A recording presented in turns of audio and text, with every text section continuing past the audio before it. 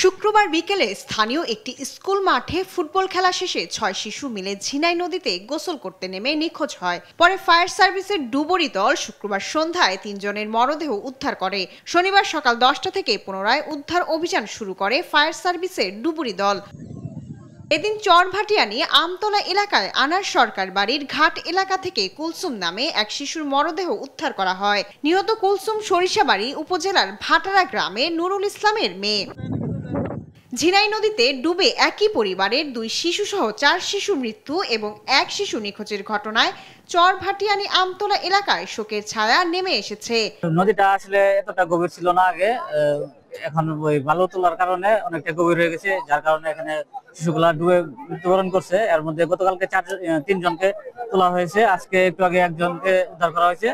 আরেকজনের উদ্ধার কাজ এখনো চলমান আছে। গোসল করতে এসে যে ৫টি শিশু আত্মাহুতি দিয়েছে, সলিল সমাধি হয়েছে। বাংলাদেশ সিভিল ডিফেন্স এবং ডুবুরি দল এখন পর্যন্ত তৎপরতা চালাচ্ছে। একজন বাচ্চাকে এখনো রক্ষা করতে পারেনি। ওইজনের মধ্যে একজন উঠে যায়, খবর দিচ্ছে, আর ৫ জন ওরা নিচে চলে গেছে। শুকনা হয়ে গেছিল, অবৈধভাবে হয়তো ডেজার্ট দিয়ে মাটি কাটার কারণে হয়তো গর্ত হয়ে গেছে, তার কারণে এই ঘটনাটা ঘটছে। উদ্ধার অভিযানের ব্যাপারে কথা বলতে রাজি হয়নি ফায়ার সার্ভিসের ডুবুরি দল। শায়লা খান, নিউজ ডেস্ক, দেশ টিভি।